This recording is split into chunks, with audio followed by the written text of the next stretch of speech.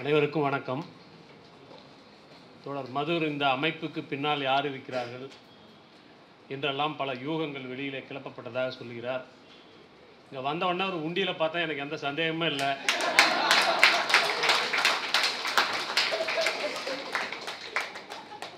அதனால் யாருன்னு எனக்கு புரிஞ்சு. நண்பர்களே, மனு பாசிசம் இந்த ரெண்டு விஷயத்தை சேர்த்து வச்சு பேச வேண்டியிருக்கு. ரெண்டும் தனித்தனியாக ரெண்டும் ஒன்றா அப்படின்னா ஒன்றுக்குள்ளே ஒன்றா இருக்குது. தோழர் ஜக்கையன் இடஒதுக்கீடு பற்றி, சமூக நீதி பற்றி ஒரு மிகச்சிறந்த உரையை நிகழ்த்தியிருக்கின்றார். நான் நீண்ட காலமாக ஒரு விஷயத்தை பொதுவெளியிலே வலியுறுத்தி கொண்டிருக்கின்றேன். இந்த இடஒதுக்கீடு என்பதனுடைய வரலாறு, இடம் என்பது எதை குறிக்கிறது என்பதிலிருந்து தொடங்கப்பட வேண்டும். அந்த விவாதம், இடம் என்பது கல்வி, வேலைவாய்ப்பு, அரசு அதிகார அமைப்புகளில் கொடுக்கப்படக்கூடிய சில இடங்கள் பற்றி மட்டுமாக சுருங்கி இருக்கிறது. இடம் என்பதில் நிலம், தொழில், வர்த்தகம், ஒப்பந்தம், பண்பாட்டு நடவடிக்கைகள், பொது சொத்து, இயற்கை வளங்கள், இவை எல்லாவற்றிலும் இடம் என்பது உள்ளடக்கி ஒரு ஒதுக்கீடு செய்யப்பட வேண்டும். அது ஒதுக்கீடு அல்ல, மறு பங்கீடு என்று நான் தொடர்ந்து வலியுறுத்தி கொண்டிருக்கின்றேன். இந்த இடஒதுக்கீடு என்பது இவ்வளவு விரிந்த பொருளில் நாம் பேசினால்தான் அது ஒரு சமூக நீதிக்கான அடித்தளமாக அமையும். சமூக நீதியின் ஓர் அங்கமாகத்தான் இடஒதுக்கீடு இருக்கிறதே ஒழிய இடஒதுக்கீடே சமூக நீதி அல்ல. அப்போ சமூக நீதி என்பது மண்டல் கமிஷன் கூட அதைத்தான் சொல்லியிருக்கிறது. சமூக நீதி என்பது இந்த மனித அனுபவத்திற்கு தொடர்புடைய அனைத்தும் பொதுவில் வைக்கப்பட்டு அது சமமாக நீதியாக பங்கீடு செய்யப்பட வேண்டும். அந்த வகையில் எடுத்துக்கொண்டால் இந்திய சமூகத்தில் முதலாக நடந்த இடஒதுக்கீடு என்பது எங்கிருந்து தொடங்குகிறது என்றால் அது மனுஸ்மிருதியில் தொடங்குகிறது. அது 100% இடங்களையும் அது பார்ப்பனர்களுக்கு ஒதுக்கி கொடுத்திருக்கிறது. அந்த 100% இடஒதுக்கீட்டிலிருந்து தான் நாம் தொடங்க வேண்டும். ஆனால் காட்டில் வலிய மிருகங்கள் 1000 இருந்தாலும் எலிக்கு பூனையே பெருசு என்பதைப் போல நாம் அருந்ததிய ஏகாதிபத்தியத்தை எதிர்த்து போராட, சிலர் பறைய ஏகாதிபத்தியத்தை எதிர்த்து போராடி கொண்டிருக்கிறார்கள். இதில் ஒருவர் திடீரென்று குறுக்கே பூந்து உங்க பொங்கலும் வேணாம், உங்க பூசச்சோறும் வேணாம் அப்படின்னு அவர் ஒருத்தர். என்னது, உங்க பூசையும் வேணாம், உங்க பொங்கச்சோறும் வேணாம். ஒரு விஷயம் என்னன்னா, மிக அதிகமாக வலியுறுத்தி பேசப்படக்கூடிய இந்த அரசு பணி இது எவ்வளோ இருக்குது அப்படின்னு பார்த்தீங்கன்னா, முந்தா நாள் தான் தோழர் ஜக்கையனுடைய கட்சி தோழர்களுக்கான ஒரு வகுப்புக்கு போயிருந்தேன். அதுக்கான குறிப்புகளை தயாரிக்கிற போது எடுத்து பார்த்தால் ஒன்றிய அரசின் துறைகள் அனைத்திலும் சேர்ந்து 31 லட்சம் அரசு ஊழியர்கள் வேலை செய்து கொண்டிருக்கிறார்கள். ஒன்றிய அரசனுடைய பொதுத்துறைகளில் 8 லட்சம் பேர் வேலை செய்கிறார்கள். யூனிஃபார்ம் சர்வீஸ் என்று சொல்லக்கூடிய இந்த பிஎஸ்எஃப், அந்த எஃப், இந்த எஃப்லாம் இருக்குல்ல, இதெல்லாம் சேர்ந்து அதில் ஒரு 10.5 லட்சம் பேர் வேலை செய்கிறாங்க. இப்போ ஒன்றிய அரசின் கீழ் அதிகபட்சமாக ஒரு 50 லட்சம் பேர் வச்சுக்கலாம். மாநில அரசுகளில் இந்தியா முழுவதும் சேர்ந்தால் ஒரு 1 கோடி பேர் இருக்கலாம். தமிழ்நாட்டில் ஒரு 10 லட்சம் பேர் இருக்காங்க. அந்த மாதிரி எல்லா மாநிலங்களையும் சேர்த்தால் அது 1 அல்லது 1.5 கோடி இருக்கலாம். ஒட்டுமொத்தமாக இடஒதுக்கீடு என்பது செயல்படக்கூடிய தளமே அரசு துறைகள் தான் என்று ஆகிவிட்ட பிறகு அதனுடைய மொத்த இடங்களே 2 கோடி தான். இந்த 2 கோடியில் 18% உங்களுக்கு எவ்வளோ வரும், 15% எவ்வளோ வரும், 7.5% எவ்வளோ வரும், 27 எவ்வளோ வரும், இதெல்லாம் கணக்கு போட்டிங்கன்னா இதுக்காடா இவ்வளோ அடிச்சுக்கிட்டு சாவறோன்னு உங்களுக்கு தோணும். இன்னும் தலித் மக்களில் வெறும் 9% நிலம்தான் இந்திய பரப்பளவில், விளைநிலங்களில் 9% தான் தலித்துகளிடம் இருக்கிறது. தலித் மக்களில் 71% பேர் விவசாய கூலிகளாக இருக்கிறார்கள். இவங்களுடைய பிரச்சனையெல்லாம் நம்ம இந்த இடஒதுக்கீடை வச்சுக்கிட்டு செட்டில் பண்ண முடியாது. நீங்கள் படிப்பை வச்சு மட்டும் இதை செட்டில் பண்ண முடியாது. எதை வேணாலும் திருடிடுவாங்க. படிப்பை திருட முடியாது. படிப்பை திருட முடியாது, எனக்கும் அதை வச்சுக்கிட்டு பிழைக்க முடியாது. பிரச்சனை அதுதான். நான் படிக்காமல் இருந்தால் கூட ஒரு நம்பாட்டுக்கு ஏதோ ஒரு கிடைக்கிற வேலைக்கு போய் என் ஜீவனத்தை நடத்திக்குவேன். படித்து தொலைச்சிட்டு படித்த பையன் பாவம் இந்த வேலைக்கெல்லாம் வந்துருச்சுன்னு சொல்லுவானன்றதுக்காகவே போகாமல் இருக்கிறேன். அப்போ இடஒதுக்கீடு என்று பேசுகிற போது நாம் எங்கிருந்து தொடங்க வேண்டியிருக்கிறது என்றால், மனித சமூகம் முதலில் இயற்கை நீதி என்று ஒன்றை வைத்து கொண்டிருந்தது. அந்த இயற்கை நீதியின் முன்னால் அனைவரும் சமமாக இருந்திருக்கிறோம். உற்பத்தி கருவிகள் சமமாக இருந்திருக்கிறது. உற்பத்தியில் சமமாக ஈடுபட்டிருக்கிறோம். ஆண் பெண் அனைவரும் சமமாக ஈடுபட்டிருக்கிறோம். குழந்தைகளையும் நோயாளிகளையும் முதியவர்களையும் தவிர கை கால் நல்லா தானே இருக்குது, என்ன கேடுன்னு யாரும் கேட்காமையே எல்லாரும் வேலை செஞ்சுருக்கிறோம். உற்பத்தியில் ஈடுபட்டிருக்கிறோம். அப்படி ஒரு காலம் இருந்திருக்கிறது. பசியையும் கிடைப்பதையும் சமமாக பங்கிட்டு கொண்டவர்கள், உணவையும் பட்டினியும் சமமாக பங்கிட்டு கொண்ட ஒரு காலம் மனித சமூகத்தில் இருந்திருக்கிறது. அது இயற்கை நீதி காலம் அல்லது தொடக்க நிலை சமத்துவ சமுதாயம் என்று சொல்லுகிறார்கள். அதைத்தான் மனுநீதி குறுக்கீடு செய்கிறது. அந்த இயற்கை நீதியை மனுநீதி குறுக்கீடு செய்கிறது. மனுநீதி செய்த குறுக்கீட்டை நேர் செய்வதற்கு சமூக நீதி வருகிறது. சமூக நீதி முழுமையாக செயல்படும் போது சமநீதி என்கிற ஆதி பொது உடைமைக்கு பதிலாக நவீன பொது உடைமை என்பது வரும் என்பது ஒரு இயங்கியல் விதி. அதைத்தான் மார்க்ஸ் சொல்லியிருக்கிறார். அதைத்தான் நீங்கள் பெயராக வைத்திருக்கிறீர்கள் என்று நான் புரிந்து கொள்ளுகிறேன். பஞ்சமி நிலத்தை பற்றி மதுர் சொன்னார். திரமன்கீர் என்கிற ஒரு வெள்ளை அதிகாரிக்கு திடீர்னு ஏன் தலித்துகளுக்கு பஞ்சமி நிலம் கொடுக்குன்னு ஏன் நினப்பு வந்துச்சு? அதுவும் 1891 ஏன் அவருக்கு திடீர்னு நினப்பு வருது 92 அப்படின்னா, நீங்கள் கொஞ்சம் முன்னாடி போய் பார்த்தீங்கன்னா அயோத்திதாசர்னு ஒருத்தர் இருந்தார். அவர் திராவிட மகாஜன சபை என்று ஒன்று வைத்து அந்த திராவிட மகாஜன சபையினுடைய மாநாட்டை நடத்துகிறார். அந்த மாநாட்டில் கேட்குறாரு, எங்களுக்கு தரிசாக இருக்கும் நிலங்களை பகிர்ந்து கொடு, ஸ்தல ஸ்தாபன நிர்வாகத்தில் பங்கு கொடு, நாங்கள் படிப்பதற்கு பள்ளிக்கூடம் வேண்டும், எங்களுடைய பள்ளிக்கூடத்தில் வேலை செய்யும் உபாத்தியாயருக்கு அரசாங்கமே சம்பளம் கொடுக்கணும். ஏன்னா அப்போ வந்து இவங்க சம்பளமும் கொடுக்க வேண்டி இருந்திருக்குது போல். அதனால் இது அரசாங்கமே கொடுக்க வேண்டும். படிக்க வருகின்ற எங்கள் மாணவர்களுக்கு உபகார சம்பளம் இதெல்லாம் ஸ்காலர்ஷிப்பை பற்றி நீங்கள் இப்போ பேசிக்கிட்டு இருக்கீங்க. 1890களில் ஒரு மனுஷன் பேசியிருக்காங்க. இதனுடைய தொடர்ச்சியில் தான் நீங்கள் பஞ்சமி நிலத்தை பற்றி பேசணும். இடப்பெயர்ச்சியை பற்றி மிக முக்கியமான விஷயங்களை லலிதா வந்து சொல்லியிருக்காங்க. நகரமயமாக்கலில் தலித்துகளுடைய இடம் அல்லது நகரங்களுக்குள் அவர்களுக்கான இடம். ஒரு ஆக்கிரமிப்பு என்கிற பெயரில் சில தலைமுறைகளாக இருக்கக்கூடியவர்களை அப்புறப்படுத்துவதற்கு அல்லது அகற்றி தொடைத்தெறிவதற்கு போலீஸிலிருந்து எல்லாத்தையும் கூட்டிகிட்டு வந்து புல்டோசரோட நிற்கிறியே. 12 லட்சம் ஏக்கர் நிலங்கள் தலித்துகளிடமிருந்து அபகரிக்கப்பட்டிருக்கிறது.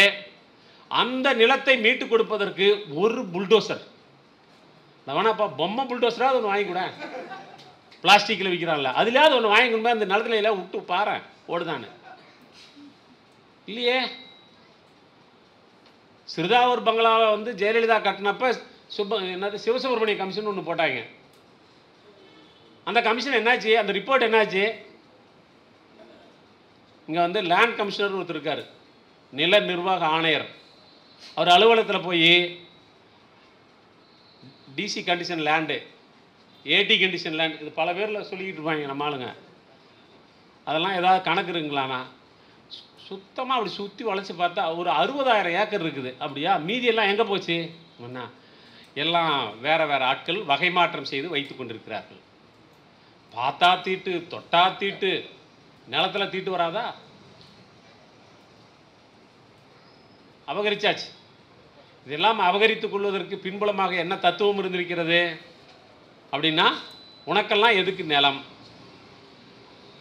நீ நிலம் வச்சிருக்கிறதுக்கு உனக்கு என்ன தகுதி இருக்குது, இப்படியெல்லாம் ஒரு தத்துவம் வந்து சொல்லியிருக்குது. அந்த தத்துவத்துக்கு பேர் தான் மனுஸ்மிருதி. யார் சொத்து வைத்து கொள்ள வேண்டும், யார் கல்வீடு கட்டி கொள்ள வேண்டும், யார் முழங்காலுக்கு கீழ் வேட்டி கட்டி கொள்ள வேண்டும், யார் செருப்பை காலிலே போட்டுக்கொள்ள வேண்டும், யார் தலையிலே வைத்துக்கொள்ள வேண்டும், இப்படியெல்லாம் வந்து எழுதி வச்சுருக்கான். நீங்கள் உங்களுக்கு நல்ல பொழுது போகணுன்னா நான் சொல்கிறேன், மனுஸ்மிருதி எடுத்து படிங்க. படிங்களேன், அவ்வளோ ஜாலியாக இருக்கும். என்ன ஒரு பைத்தியகாரத்தனமாக அப்படி இருக்கிறான் அப்படின்னு உங்களுக்கு தோணும். அப்படி எழுதியிருக்கான், ஒவ்வொன்றுக்கும் எழுதியிருக்கான்.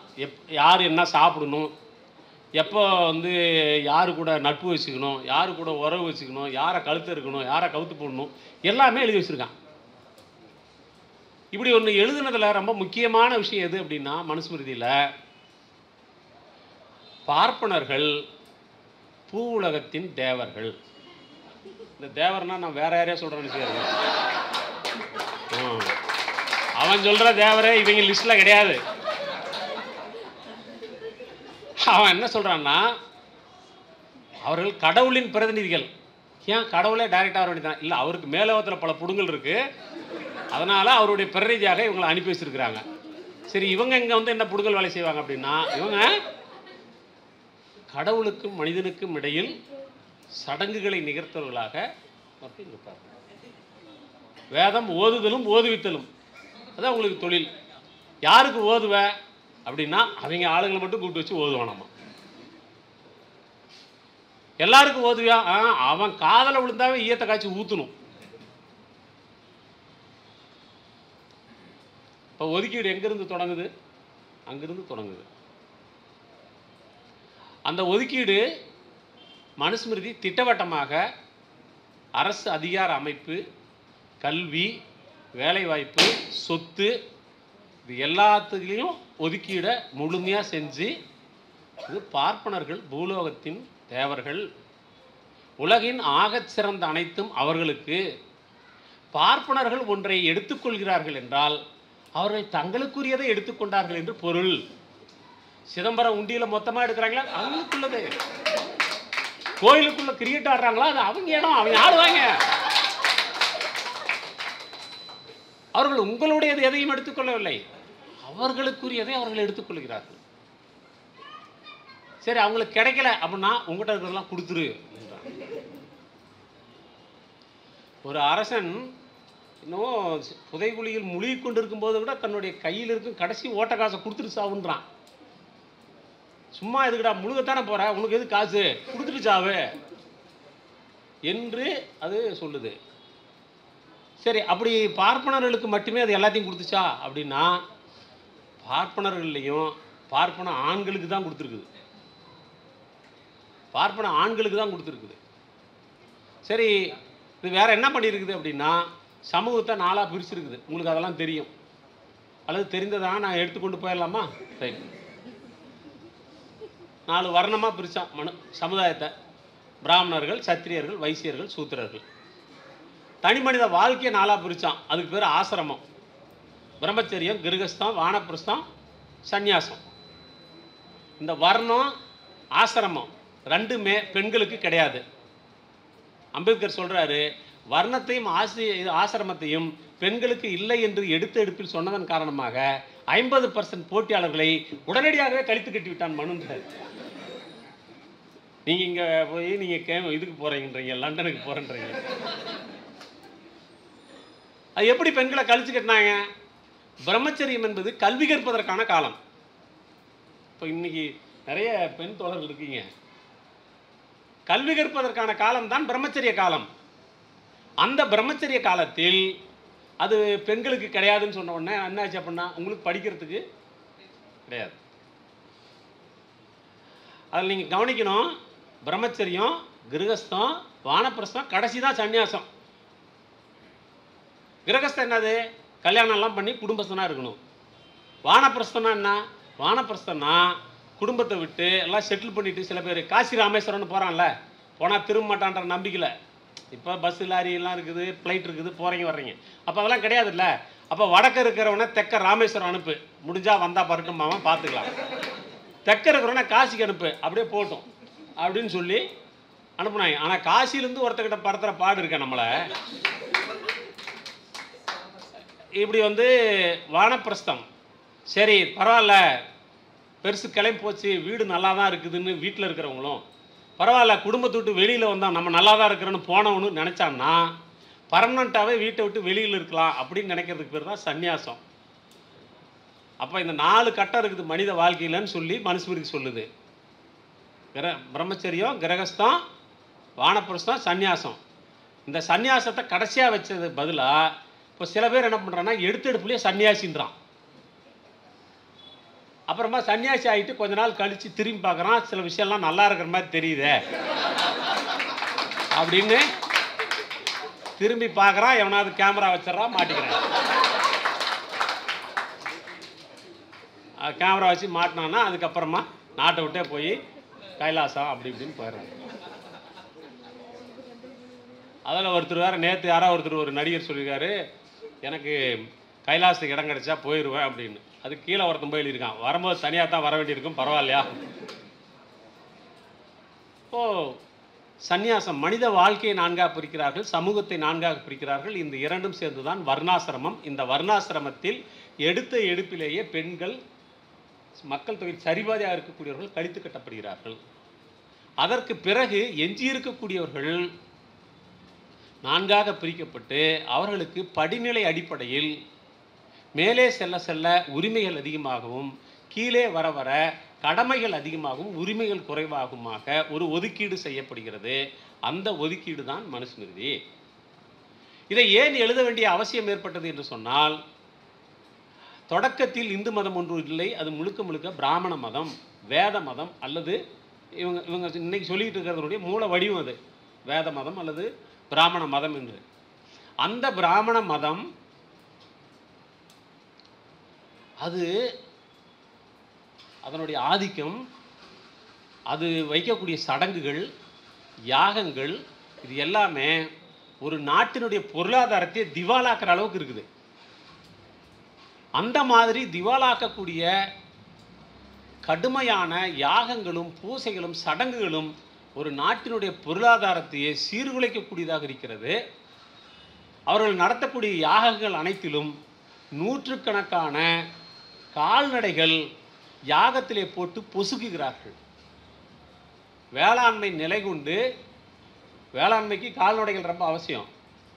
அப்போ இவங்களுக்கு தேவையான அந்த கால்நடைகளை யாகம் என்கிற பெயரில் அவர்கள் பொசுக்கிக் கொண்டிருக்கிற போது கொல்லாமை என்கிற ஒரு கருத்தோடு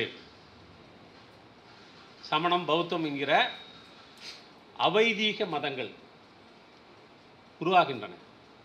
அந்த காலகட்டத்தில் பௌத்தம் கொடுத்த அந்த கொல்லாமை என்கிற கோட்பாடு, உயிர்களிடத்தில் அன்பு செய் என்கிற கோட்பாடு, பிறப்பின் அடிப்படையில் பாரபட்சம் காட்டாதே என்கிற அந்த கோட்பாடு, அதனால் ஈர்க்கப்பட்ட பௌத்தத்தை தழுவிய மன்னர்கள் அவர்களுடைய ஆட்சி ஒரு 130 ஆண்டு காலம் இந்தியாவில், குறிப்பாக அசோகர் காலத்தில் தொடங்கியதாக குறிப்புகள் இருக்கிறது. இந்த அசோகர் காலத்தில் தொடங்கிய அந்த 130 ஆண்டுகள் நீடித்த அந்த நிலையில் பார்ப்பனர்களுடைய சமூக முக்கியத்துவம் குறைகிறது.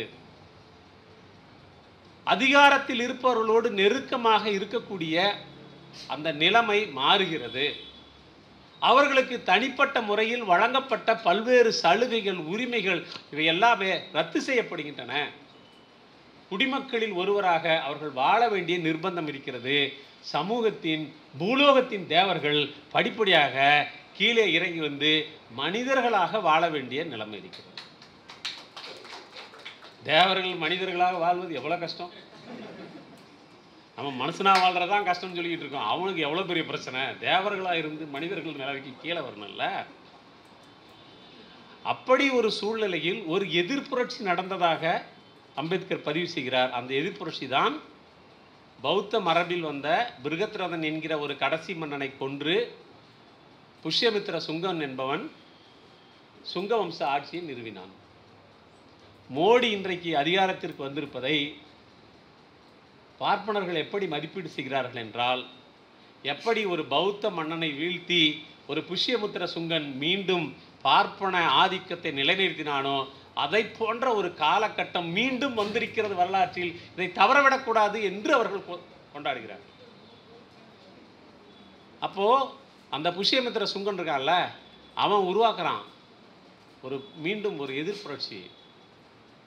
பௌத்த பிக்குகளின் தலைக்கு விழ வைத்து கொல்லப்படுகிறார்கள். பௌத்தம் சார்ந்தவர்கள் ஊருக்கு வெளியே விரட்டி அடிக்கப்படுகிறார்கள், அல்லது இவர்களோடு சேர்ந்து நம்மால் வாழ முடியாது என்கிற நிலையில் பௌத்தத்தை தழுவியவர்கள் ஊருக்கு வெளியே செல்லுகிறார்கள். இப்படித்தான் சேரிகள் உருவாகி இருக்கக்கூடும் என்று ஒரு ஆய்வு சொல்லுகிறது. இது இவன் ஒதுக்கி வச்சானா அவன் ஒதுக்கி வச்சானா அப்படிங்கிற ஆய்வுக்குள்ளெல்லாம் போகிறதுக்கு முன்னாடி இப்படி ஒன்று இருக்கு. அந்த நேரத்தில் தான் மீண்டும் ஒரு முறை சமூகத்தில் பார்ப்பன மேலாதிக்கத்தை நழுவ விட்டு விடக்கூடாது, சமூகத்தின் மீது என்றென்றைக்குமான அதன் பிடியை நிலைநிறுத்த வேண்டும் என்பதற்காக ஒரு சட்ட தொகுப்பாக எழுதப்பட்டது தான் மனுஸ்மிருதி. இந்த மனுஸ்மிருதியை எழுதியவன் சுமதி பார்கவா என்கிற ஒருவன். இது அநேகமாக கிமு 165 180க்குள்ளாக எழுதப்பட்டிருக்கலாம் என்ற ஒரு கணக்கு சொல்லுகிறது. இப்போ இந்த காலகட்டத்தில் எழுதப்பட்ட அந்த மனுஸ்மிருதி அதுதான் நாம் 1949 நவம்பர் 26 அரசியல் சாசனம் என்ற ஒன்றை ஏற்றுக்கொள்ளும் வரையிலும் இந்தியாவினுடைய அதுவரைக்கும் இருந்த பல மன்னர்களுடைய பல மண்ணாங்கட்டிகளினுடைய எல்லார் மண்டையிலும் அதுதான் அரசியல் சாசனமாக இருந்து வழிநடத்தி கொண்டிருந்திருக்கிறது. பிரச்சனை என்னன்னா 1950 அரசியல் சாசனம் என்று குடியரசு என்று நாம் அறிவித்து விட்டோம். இப்போதும் பலருடைய மண்டையில் மனுஸ்மிருதி தான் அரசியல் சாசனமாக அமர்ந்திருக்கிறது. நீங்கள் அரசியல் சாசனத்தை ஏற்றுக்கொண்டு குடியரசாக மாறிவிட்ட பிறகும் இப்போது இருக்கிறவர்கள் மனுஸ்மிருதிக்கு விசுவாசமாக இருக்கிறார்கள் சிலர் என்று சொல்லுகிற போது, இந்த மனுஸ்மிருதி அடிப்படையில் தான் நாட்டை சுதந்திரம் அடைந்த பிறகு உருவாக்க வேண்டும் என்கிற குரல் சுதந்திர போராட்ட காலத்தில் ஒலித்தது. அந்த சுதந்திர போராட்ட காலத்தில் அந்த குரலை ஒழிச்சவங்க யாரு அப்படின்னு பார்த்தீங்கன்னா, காங்கிரஸ், கம்யூனிஸ்ட் இவர்கள் தலைமையில் ஒரு ஏகாதிபத்திய எதிர்ப்பு ஒரு குறிப்பிட்ட கட்ட வரையிலும் முஸ்லீம் லீக்கும் அதில் இருக்கிறது. இவர்கள் அனைவரும் சேர்ந்துதான் இந்தியாவினுடைய சுதந்திரத்திற்காக போராடுகிறார்கள். அப்படி போராடுகிற போது உருவான ஒரு இந்திய தேசியம் என்கிற ஒரு கருத்தாக்கம், அந்த இந்திய தேசியம் என்கிற ஒரு கருத்தாக்கத்திற்கு எதிராக இந்திய தேசியம் என்கிற அந்த கருத்தாக்கத்தை குலைப்பதற்காக இந்து தேசியம் என்கிற ஒன்று முன்வைக்கப்படுகிறது. அந்த இந்து தேசியம் என்கிற கருத்து யாரால் உருவாக்கப்படுகிறது என்று பார்த்தால், அந்த இந்து தேசியம் என்கிற கருத்து சாவர்கரால். அவர் பேர் என்னது? வீர் சாவர்கர். வீர் சாவர்கர், வீர சாவர்கர். அந்த வீர சாவர்கர் என்ற பேர் எப்படி தெரியுமா இருக்குச்சு? வீர சாவர்கர்னு ஒரு புத்தகம் வெளியில் வருது சித்திரகுப்தன்ற பேர்ல. அவரே அதில் வீர சாவர்கர்னு அதில் குறிப்பிடப்படுறாரு. கொஞ்ச நாள் கழிச்சு தான் தெரியுது அந்த சித்திரகுப்தனே இவன் தான்.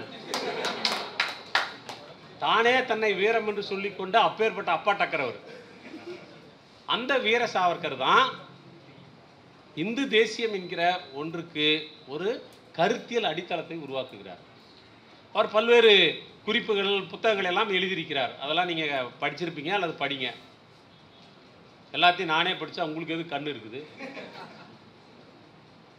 இப்போ அவர் ஒரு அடித்தளத்தை அமைக்கிறாரு. அதுக்கப்புறம் அவருடைய சிஷ்ய பிள்ளை, கூடுதலாக அவருடைய தம்பி, சாவர்கருடைய தம்பி, இவங்கெல்லாம் சேர்ந்து ராஷ்ட்ரிய சுயம் சேவக் சங்கம், ராஷ்ட்ரிய சர்வநாத் சங்கமா, ராஷ்ட்ரிய சுயம் சேவக் சங்குன்னு ஒன்று ஆரம்பிக்கிறாங்க. அந்த சுயம் சேவக் அதில் பெண்கள் இருக்கிறாமா? இருக்கக்கூடாது. பெண்கள் போய் கேட்குறாங்க, நாங்களும் இதில் சேர்ந்துக்கலாமா அப்படின்னு. அவர் சொல்கிறாரு, நீங்களாம் சேராதீங்க. ஏன் சேராதீங்க அப்படின்னா, இந்த அமைப்பில் இருக்கக்கூடிய பலரும் பிரம்மச்சாரிகள். அப்போ இருந்துட்டு போ, நீங்கள் வந்தீங்கன்னா டிஸ்டர்ப் ஆகும். பிரச்சனை யாருக்கிட்டா? அதனால் ராஷ்ட்ரிய சுயம் சேவக் சங்கில் அவங்க கிடையாது. சரி, அவங்க அப்போ பெண்கள் சேர்த்துக்கலாமா? பெண்களுக்கு தனியாக ஒரு அமைப்பு உருவாக்கி கொடுக்குறேன். என்னது? ராஷ்டிர சேவிகா சமிதி. அதில் சுயத்தை காணும். பெண்களுக்கு எதுக்கு சுயம்? வர்ணம் பிரிக்கும் போதே பெண்களுக்கு சுயம் கிடையாது தானே. அப்பயே என்ன சொல்லிட்டான்?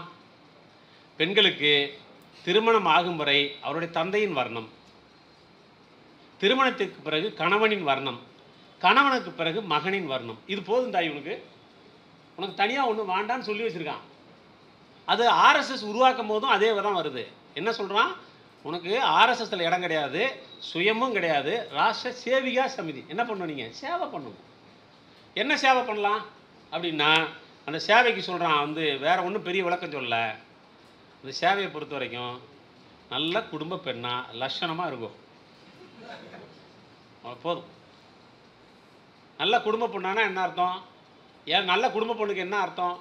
அதுக்கு ஏதாவது இலக்கணம் இருக்கா அப்படின்னா நீங்கள் மறுபடியும் மனுஸ்மிருதிக்கு தான் போகணும். என்ன சொல்கிறாங்க, பூப்படைந்த பெண்ணை வீட்டுக்கு வைத்திருக்கக்கூடிய ஒருவன் தந்தை என்கிற கடமையிலிருந்து நழுவியவன். எப்போ பூப்படைகிறதுக்கு முன்னாடியே ஒரு பிள்ளை கல்யாணம் பண்ணி கொடுத்துடணும். பூப்படைஞ்ச பெண்ணை வீட்டில் வச்சுருந்தா அவன் பாவி. இப்போ இருந்தால் அவன்லாம் சைல்டு மேரேஜ் ஆக்டில் பிடிச்சி எல்லாத்தையும் உள்ளே போட்டுருக்காங்க. இல்லை போஸ்கோ போட்டுருக்கணும்ல, இவன் எழுதி வச்சிருக்கான். எல்லாத்தையும் கல்யாணம் பண்ணி கொடுத்துரு. குழந்தை திருமணம்லாம் அன்பிசிபிள். அங்கே குழந்தை திருமணம் தான் பண்ணிக்கணும். இப்போ கூட சிதம்பரத்தில் பண்ணுறதா சொல்கிறாங்க, இல்லைன்னு மறுக்கிறாங்க. விவாதங்கள் போயிட்டுருக்கு. ஆனால் பெண்களுக்கு கடமைகள் வலியுறுத்தப்படுகின்றன.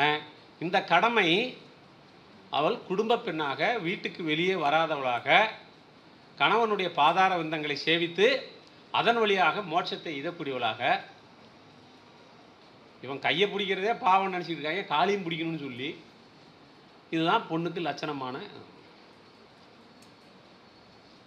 பெண்களுக்குரிய இடத்த தனியாக ஒதுக்கி ராஷ்டிரிய சுயம் சேவக் சங்கம் உருவாக்குறாங்க. இந்த அமைப்பு என்ன கருத்தியலை முன்வைக்குது அப்படின்னா, இந்தியா என்பது இந்துக்களின் நாடு என்று வைக்கிறார்கள். ராம் புனியானி போன்ற ஆய்வாளர்கள், செயல்பாட்டாளர்கள் என்ன சொல்கிறாங்கன்னா, இந்த ஆர்எஸ்எஸ் உருவாகினதுக்கான சமூக பின்புலத்தை ஆய்வு செய்து அவர்கள் சொல்கிறார்கள், பிரிட்டிஷ்காரர்கள் அவர்கள் கொண்டு வந்த கல்வி முறை, தொழில்மயமாக்கம், நகரமயமாக்கம், இதனாலெல்லாம் சாதி அமைப்புக்குள் ஏற்பட்ட தளர்வு, இந்த தளர்வை சகித்து கொள்ள முடியாத ஒரு எதிர்வினை தான் இது அப்படின்னு சொல்கிறாங்க. இன்னும் கொஞ்சம் இடதுசாரி ஆய்வாளர்கள் என்ன சொல்கிறாங்கன்னா, 1920களில் தான் பகத்சிங் அரசியலுக்கு வருகிறார். கம்யூனிஸ்ட் கட்சியினுடைய தொடக்கம் 1920களில் தான் நடக்கிறது. அம்பேத்கர் 1920களில் தான் அரசியலுக்கு வராரு. அப்போது இவங்க வர்றவங்க எல்லாருமே என்ன சொல்கிறாங்க, சொத்துடைமைக்கு எதிராக, சாதி அமைப்புக்கு எதிராக, சனாதனத்துக்கு எதிராக, பார்ப்பனிய கட்டமைப்புக்கு எதிராக, மனுஸ்மிருதிக்கு எதிராக கருத்தியல் தளத்திலும் களத்திலும் போராடக்கூடிய இயக்கங்கள், ஆளுமைகள் மேலெழுந்து வருகிற போது தங்களுடைய பிடி நழுவுகிறது என்கிற அச்சத்தில் இருந்து இந்த ஆர்எஸ்எஸ் என்ற இயக்கம் உருவானதாக ஆய்வாளர்கள் சொல்லுகிறார்கள். இப்படி உருவான இந்த இயக்கம், அது முன்வைத்த இந்து தேசியம் என்பது ஒரு நாட்டை மதத்தின் அடிப்படையில் கட்டமைப்பது. இப்போ இந்து தேசியத்தை கட்டமைக்கக்கூடிய ஒரு அமைப்பு அன்றைக்கு இங்கு அதிகாரத்தில் இருந்த பிரிட்டிஷ்காரர்களை எதிர்த்து போராடி இருக்கணுமா இல்லையா அப்படின்னா, பிரிட்டிஷ்காரனை வந்து எதிர்த்து குச்சி மிட்டாய் கூட சாப்பிடலாம், ஒன்றுமே பண்ணல. ஒரே ஒரு முறை அந்த ஆர்எஸ்எஸ் உருவாக்கின ஹெட்கேவார் ஜெயிலுக்கு போயிருக்கிறார். 2 முறை போயிருக்கிறார். ஒரு முறை ஆர்எஸ்எஸ் ஆரம்பிக்கிறதுக்கு முன்னாடி போயிருக்கிறார். அப்போ வந்து அவர் காங்கிரஸினுடைய இன்ஃப்ளூயன்ஸில் இருந்து போயிருக்கிறார். 2வது முறை போனதை பற்றி அவரே சொல்கிறார். என்னன்னா, அவர் ஆர்எஸ்எஸ் ஆரம்பித்த பின்னாடி போகிறார். அப்போ என்ன சொல்கிறாருன்னா, ஏராளமான தேசபக்தர்கள் நாட்டின் மீது இருக்கின்ற அபிமானத்தினால் கைதாகி சிறையில் இருக்கிறார்கள். அவர்களை பார்த்து ஆர்எஸ்எஸ்க்கு ஆள் பிடிப்பதற்காக உள்ள போனேன். எப்படி எல்லாரும் கடல்ல தூண்டில போட்டானா, இவன் மீன் பிடிச்சி வச்சிருக்க சட்டிக்கு தூண்டில் போட்டிருக்கான். இந்த மாதிரி களவாணித்தனம் அவங்களுக்கு வந்து மனுகிட்டு இருந்தா வருது இல்லை. அப்புறம் வந்து மனுஷன் மாதிரியே நடந்துக்கிட்டா எப்படி, அவர் பூலோக தேவர் இல்லை வேற. அந்த களவாணித்தனத்தை கை கரெக்டாக மெயின்டைன் பண்ணல காலத்துக்கு. நம்ம அதுக்காக ஆள் பிடிக்க போனான்றான். இதை தவிர சாவர்கர் கொஞ்ச நாள் சிறையில் இருந்திருக்கிறாரு. அதை தவிர சாவர்கர் வேற எங்கேயும் வந்து போல மன்னிப்பு கடிதம் எழுதி கொடுத்து வெளியில் வந்தார். அவருக்கும் இந்த நாட்டுக்கு என்ன தொடர்பு? உண்மையிலேயே மன்னிப்பு கடிதம் என்று ஒன்றை நீங்கள் இன்னைக்கு கூகுளில் போட்டிங்கன்னா ஃபஸ்ட்டு அவர் பேர் தான் வரும். சாரிங்கிற வார்த்தையை அவருக்காக தான் கண்டுபிடிச்ச மாதிரி. அவர் அதுக்கப்புறம் தன்னுடைய வாழ்நாள் முழுவதும் அவர் செய்த வேலை என்பது பிரிட்டிஷ்காரர்களுக்கு விசுவாசமாக இருந்து கொண்டு இந்த நாட்டின் முதல் எதிரி, இந்து மக்களுக்கு முதல் எதிரி இஸ்லாமியர்கள், பிற மதத்தவர்கள் என்று அவர்களை பீதி ஊட்டுவது தான் அவர் செய்து கொண்டிருந்தார். இந்தியாவினுடைய குடிமக்கள் யார் அப்படின்னு சொல்லி அவங்க வரையறுக்கிறாங்க அப்படின்னா, எவர் ஒருவருக்கு இந்த நாடு தந்தையர் நாடாகும். நீங்கள்லாம் தாய் நாடுன்னு சொல்லியிருக்கீங்க, அவன் தந்தையர் நாடு தான். எவர் ஒருவருக்கு இந்தியா தந்தையர் நாடாகவும் புண்ணிய பூமி, பித்ரு பூமியாகவும் புண்ணிய பூமியாகவும் எவர் ஒருவருக்கு இந்தியா இருக்கிறதோ அவர் மட்டும்தான் இந்தியர். அப்போ மக்கா புனிதமான இடமா கருதக்கூடிய இஸ்லாமியர்கள் ஆட்டோமேட்டிக்காக வெளியில், பெத்லகேம புனிதமான இடமா நினைக்கிற கிறிஸ்தவர்களும் வெளியில். அப்படின்னா யார் அப்போ வந்து இந்தியாவுக்கு சொந்தக்காரங்க அப்படின்னா இந்துக்கள் மட்டும்தான் சொந்தக்காரங்க. உங்களுக்கு இந்த நேரத்தில் இன்னொரு விஷயத்த சொல்லணும்.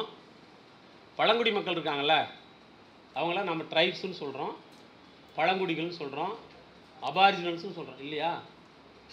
ஆர்எஸ்எஸ்னுடைய மொழி என்ன தெரியுமா? வனவாசி. ஏன் வனவாசி?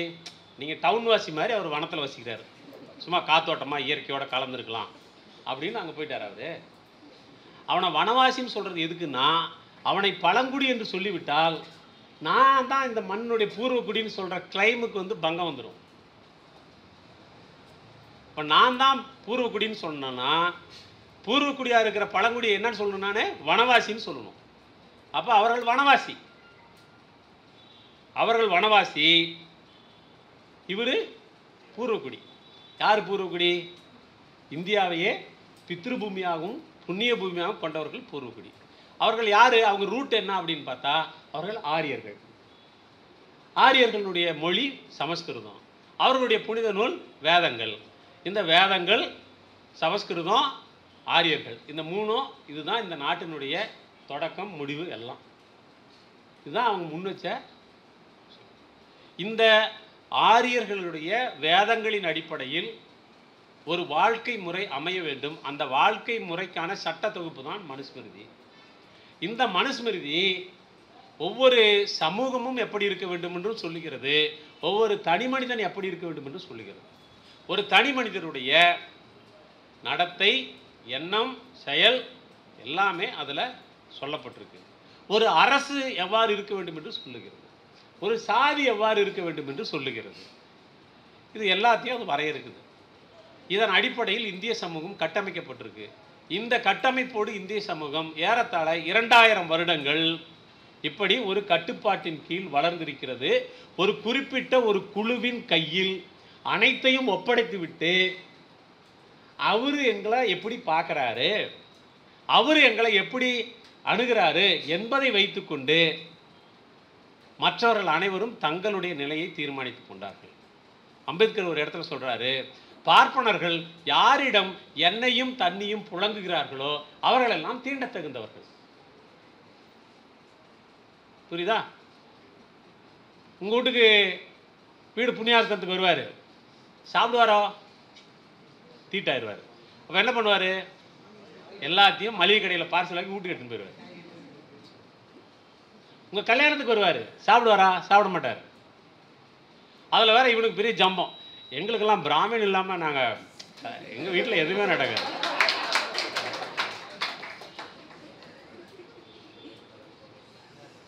அவன்கிட்ட எல்லாத்தையும் கொடுத்துருக்குறான். எது வரைக்கும்? ஒரு இடத்துல அம்பேத்கர் பதிவு பண்ணுறாரு, ஒரு ஒரு ஃபாரின் டிராவலர் வந்து ஒரு வார்த்தல் மேன்னு நினைக்கிறேன், அவன் வந்து ஒரு குறிப்பு எழுதியிருக்கான். என்னன்னா, பட்டத்து அரசர்களாக இருந்தாலும் அந்த ஆண்ட பரம்பரைலாம் கொஞ்சம் அண்டர்லைன் பண்ணிங்க. பட்டத்து மகிழ்ச்சியை கண்ணி கழிக்கும் உரிமை புரோகிதனுக்கு தான் இருந்திருக்கிறது. பட்டத்து மகிழ்ச்சியை கண்ணி கழிக்கிறது. இப்போ நீங்கள் சொல்லணும் வந்து, டேய் ஏடா அப்படி, இதில் வேற நீ ஜம்பம், நான் ஆண்ட பரம்பரைன்னு இல்லை. ஓகே, இது எங்கிருந்து வருது அப்படின்னா, அவர்கள் தொட்டு கொடுத்தால் தொடங்கும் என்று நமக்கு ஒரு நம்பிக்கை இருக்கு.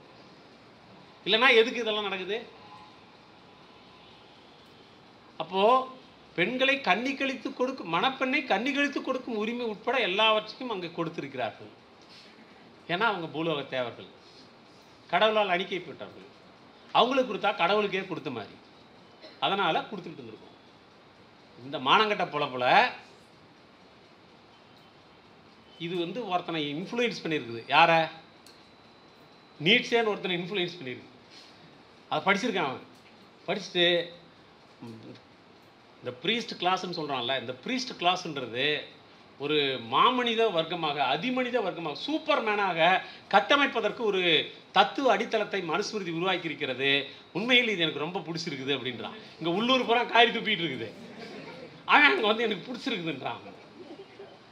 மனுஸ்மிருதி வந்து ஒரு குறிப்பிட்ட வர்க்கத்தை, ஒரு குறிப்பிட்ட அந்த புரோகித வர்க்கத்தை சமூகத்தின் மேல்நிலையில் நிறுத்தி அவர்களிடம் எல்லாவற்றையும் ஒப்படைத்தது. அதனால் ஆசீர்வதிக்கப்பட்டது தான் சிறந்ததாக இருக்கும் என்ற கருத்து பொது சமூகத்தின் உளவியலுக்குள் ஆழ பதிக்கப்பட்டு ஒரு 2000 வருஷமா இது அடக்கி ஆளப்பட்டிருக்கிறது. அந்த தத்துவத்தை நீட்சே வந்து அதில் இருக்கக்கூடிய ஒரு அம்சத்தை, அது உருவாக்கும் இந்த மாமனிதன் என்கிற அந்த வர்க்கத்தை எடுத்துக்கொண்டு அதை வந்து நம்ம உருவாக்கணும் அப்படின்னு அவர் ஆசைப்படுறாரு.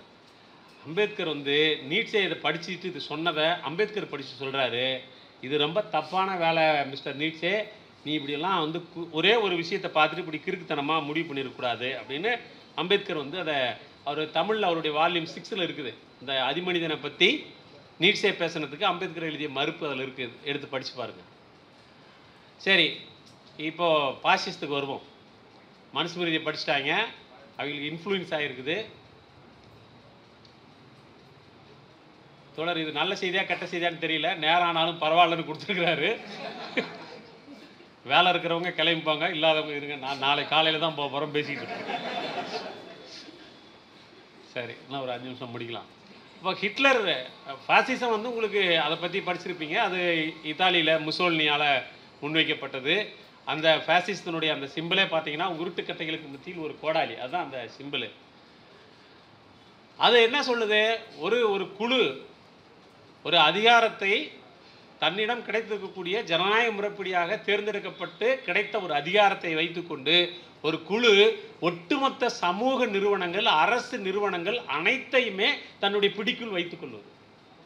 அது டோட்டாலிட்டேரியன் அப்படின்னு சொல்றது. எல்லாத்தையுமே தன்னுடைய கட்டுப்பாட்டுக்குள் வைத்துக்கொண்டு அந்த குழுவின் ஆதிக்கத்தின் கீழ் ஒரு ஒட்டுமொத்த சமூகத்தையும் அடக்கி ஆள்வது. அதுக்கு அவங்க சொல்லக்கூடிய உன்னதமான நோக்கம் என்ன அப்படின்னா, நாம் நம்முடைய கடந்த காலத்தில் இழந்துவிட்டு வந்த ஒரு பொற்கால சமுதாயத்தை, ஒரு தேசியத்தை கட்டமைக்க போகிறோம். இந்த வசனத்தை யாரும் சொல்ற மாதிரியே இருக்கா அப்படின்னு சொன்னான். அப்படி சொல்லி தான் வந்து அங்க என்ன பண்ணாங்க, அரசு ரீதியான படைகளையும் அரசுக்கு புறம்பான அடியால் பட்டாளத்தையும், நம்ம இன்னைக்கு லும்பன்ஸ் அப்படின்னு சொல்கிறோம்ல, அல்லது ஃப்ரிஞ்ச் எலிமெண்ட்ஸ்னு சொல்கிறோம், இதெல்லாம் வந்து எங்கேருந்து ஆரம்பிக்குது? அங்கேருந்து ஆரம்பிக்குது. அந்த முசோலினி போய் இங்கிருந்து ஒரு செட்டு போய் பார்த்து வந்துக்குது. யார்? நம்ம மூஞ்சே. அந்த மூஞ்சி யாரை போய் பார்க்குது? யார் அவர் அப்படின்னா, அவர் இந்த இந்து மகாசபா, அப்புறம் ஆர்எஸ்எஸ், இவங்களுக்கெல்லாம் அவர் வந்து பெரிய தலைவர். அங்கே போய் பார்த்தா அவர் இளைஞர்களை எல்லாம் தேசபக்தி மிக்கிறவர்களாக ஆக்குகிறேன்னு சொல்லி அவனை பூரா கூப்பிட்டு வச்சு வெட்டு குத்துன்னு கட்டி கொடுத்துக்கிட்டு இருக்காரு. நான் போய் பார்த்துட்டு வந்து பிள்ளைங்களுக்கு, குழந்தை பிள்ளைங்களுக்கெல்லாம் வந்து வேறு மாதிரி வந்து ட்ரைனிங் நடக்குது. அதே மாதிரி வந்து இங்கே ஆரம்பிக்கிறாங்க. சாகான்னு ஒன்று நடக்குதுங்க. ஆர்எஸ்எஸ் நடத்தக்கூடிய சாகா இருக்குல்ல, அது என்ன சொல்கிறாங்க வந்து, நாங்கள் கலாச்சாரத்தை சொல்லித் தருகிறோம். யாருடைய கலாச்சாரத்தை? மாடு இருக்கிறது சொல்லித்தரையா? கக்கு சொல்கிறத பற்றி சொல்லித்தரையா? வீட்டில் சமையல் சொல்லித்தரையா? துணி வெளுக்கிறத பற்றி சொல்லித்தரையா? செருப்பு தைக்கிறது சொல்லித்தரையா? என்ன சொல்லித்தர அப்படின்னா, பார்ப்பன பழக்க வழக்கங்களை, இந்திய பழக்க வழக்கம், இந்து பழக்க வழக்கம், நம்முடைய மேன்மையான பழக்க வழக்கம்னு சொல்லித்தர. அதானே? இதே மாதிரி அங்கே ஒன்று இருந்துச்சு, அதை பார்த்துட்டு வந்து இங்கே ஆரம்பிச்சாங்க. அதான் நடந்துக்கிட்டு இருக்குதுங்க. அங்கே ஆரம்பித்தாங்க. அதுக்கப்புறம் செகண்ட் பார்ட்டில் நம்ம வில்லனா கதாநாயகனே தெரியாமல் ஹிட்லர் வந்து சேர்றாப்புல. ஹிட்லர் வந்த உடனே அவர் நீட்ஸே தான் தன்னுடைய குருமார்கள் ஒருத்தர் சொல்கிறார். அவர் ஹிட்லர் வந்த பின்னாடி அவர் என்ன சொல்கிறாருன்னா, வட ஐரோப்பியாவில் குறிப்பாக நார்டிக் பகுதி என்று சொல்லக்கூடிய பகுதியில் இருந்த ஆரிய இனம் அப்படின்னு ஒன்று இருந்துச்சு. அது அட்லாண்டிஸ் என்கிற ஒரு நகரத்துக்குள் வசித்தது. அந்த அட்லாண்டிஸ் என்கிற நகரம் ஏதோ ஒரு காரணத்தினால அழிஞ்சிருச்சு. அதில்தான் மனித சமூகத்திலேயே தூய்மையான ஆரிய இனம் இருந்து வந்தது. ஏதோ காரணத்தினால அது அழிஞ்சு போச்சு. அந்த அழிவிலிருந்து தப்பியவர்கள் நாடு முழுவதும் சிதறி போய்விட்டார்கள். அப்படி போனதில் ஒரு செட்டு இந்தியாவுக்கு போய் அங்கே தூய்மையாக வாழ்ந்துகிட்டு இருக்காங்க. எங்க இங்கே உங்களுக்கு தகவலுக்காக சொல்கிறேன். இப்போ கூட நீங்கள் பிபிசியில் போய் பாருங்கள், தமிழ் பிபிசி, இங்கிலீஷ் பிபிசி போய் பாருங்கள். அதில் சொல்கிறாங்க, 1930களுடைய பிற்பகுதியில் ஹிட்லர் பதவியில் இருந்த அந்த காலத்தில் ஜெர்மன்லேருந்து ஒரு 5 பேர் டீமு திபெத்துக்கு வந்து திபெத்திலிருந்து அப்படியே கிளம்பி சென்னை வரைக்கும் வந்திருக்கான். எதுக்கு? தூய ஆரிய இனத்தை தேடிக்கிட்டு. தூய ஆரிய இனத்தை தேடிக்கிட்டு சென்னை வரைக்கும் வந்திருக்கான். இங்கெல்லாம் வந்தானான்னு தெரில, வந்திருக்கான். அவங்க அதோட நிற்கல. இந்த நார்டிக் இனத்தை மீண்டும் மறு உருவாக்கம் செய்வது. இந்த மறு உருவாக்கம் செய்யணும்னா இந்த தூய்மையான ஆரிய இனத்தை, இங்கேயும் கொஞ்சம் பேர் ஆரியர்கள் சொல்லிட்டு இருக்காங்கல்ல, நோட் பண்ணி வச்சுக்கங்க. இவனுக்கு யார் அங்கே சொந்தக்காரன்? ஹிட்லர். ஹிட்லர் என்ன செய்கிறாரு? சொந்த தூய்மையான களங்கமற்ற ஆரிய இனத்தை காப்பாற்றி கொள்ள வேண்டும் என்றால் ஜெர்மனியில் அங்கு கலந்து வாழ்ந்து கொண்டிருந்த யூதர்களை அப்புறப்படுத்த வேண்டும். இங்கே கொஞ்சம் பேர் என்னங்கிறான்? முஸ்லீம்களை அப்புறப்படுத்த வேண்டும். அப்போ பாசிசத்தினுடைய ஒரு குணம் என்னவென்றால் அது எடுத்த எடுப்பில் சமூகத்தை நாம் அவர்கள் என்று பிரிக்கும். இந்த நாம் என்கிற வகமைக்குள் உயர்ந்த தூய்மையான களங்கமற்ற ஒரு குரூப் இருக்கும். அவர்கள் என்பதில் களங்கமான, நம்முடைய நலன்களுக்கு எதிரான, நம்முடைய உழைப்பை தின்கிற, நமக்கு விரோதமான செயல்களை செய்யக்கூடிய ஒரு கூட்டம் இருக்கும். இந்த நாம் அவர்கள் என்று எடுத்த எடுப்பில் சமூகத்தை பிளவுபடுத்தக்கூடிய வேலை அங்கே முசோலினியும் செஞ்சான், இங்கே ஹிட்லரும் ஆரம்பிக்கிறான். அப்போ ஆரிய இனத்தின் தூய்மையை பாதுகாக்க வேண்டும் என்றால் யூதர்களை அப்புறப்படுத்த வேண்டும். எப்படி அப்புறப்படுத்துறது? இப்போ நடக்கிற புல்டோசர்லாம் அப்பயே வந்துருச்சு. யோகிக்கு வந்து புல்டோசர் ஓட்டுற கற்றுக் கொடுத்தது யாரு? ஹிட்லர் தான். மசூதிகள் இங்கே இடிக்கிறவன், அங்கே என்ன நடந்திருக்கு? யூதர்களுடைய வழிபாட்டு தலங்களை இடித்திருக்கிறார்கள். கர்நாடகாவில் பிஜேபி ஆட்சியில் இருக்கும்போது என்ன சொன்னா? வந்து கோயில்களை சுற்றி இஸ்லாமியர்களோ வேறு மதத்தவர்களோ எந்த வணிகமும் செய்யக்கூடாது அப்படின்னு தடை பண்ணாங்க. அங்கேயும் நடந்துச்சு. இந்துக்கள் கடையிலேயே பொருட்களை வாங்குவீங்க, அப்போ தான் உங்களுக்கு அரிசி 1.25 ரூபாய்க்கு கொடுப்பாங்க அப்படின்னு ஒருத்தன் போஸ்ட் ஓட்டுறான்ல, இந்து முன்னணின்னு ஒருத்தன். இந்துக்கள் கடையிலேயே பொருளை வாங்குவீர்கள். வாங்கினா சும்மா கொடுப்பியா? இல்லையே. ஆனால் அப்படி சொன்னால் அதே மாதிரி தான் அங்கேயும் நடந்துச்சு.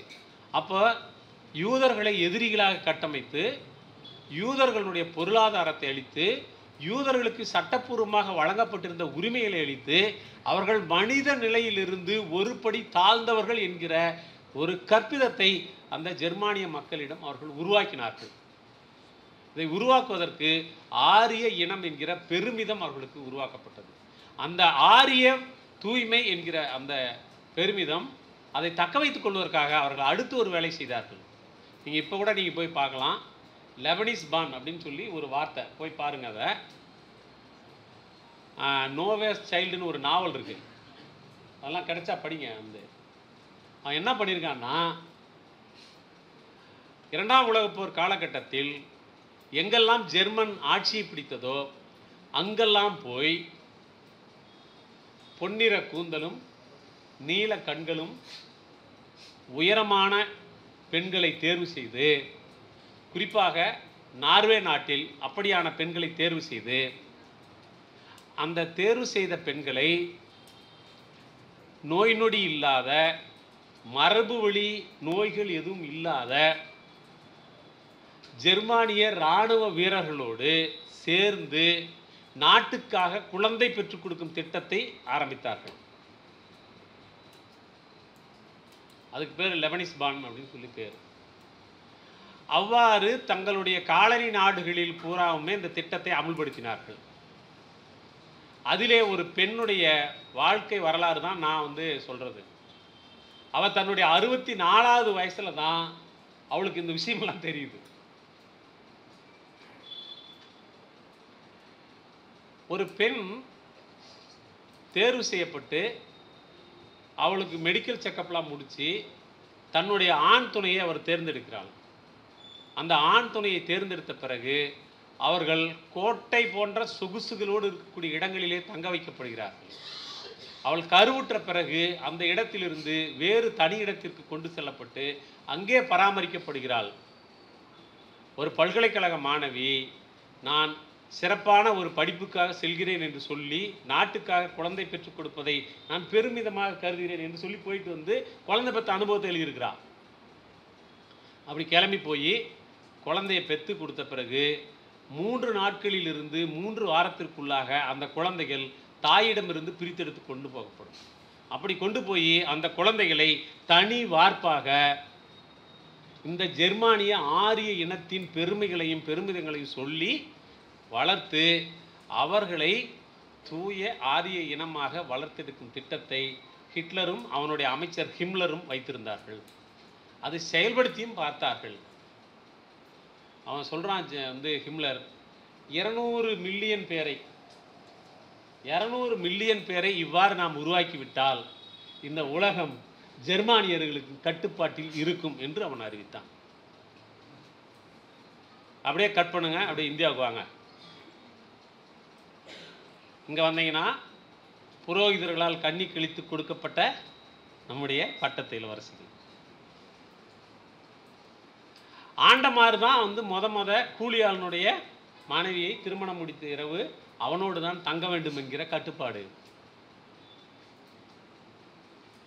குழந்தை இல்லாத தம்பதிகள் ஸ்பெர்ம் பேங்க்ல போய் இப்போ செயற்கை கருவூட்டல் இதெல்லாம் இப்போ நவீனத்தில் வந்துருச்சு. நீங்கள் என்ன நவீனத்துக்கு வந்தாலும் மிஸ்டர் மனு அங்கே இருப்பார். இப்போ நீங்கள் நெட்டில் போடுங்க, ஸ்பெர்ம் பேங்க்கில் யாரோட ஸ்பெர்முக்கு அதிக டிமாண்டுன்னு நினைக்கிறீங்க?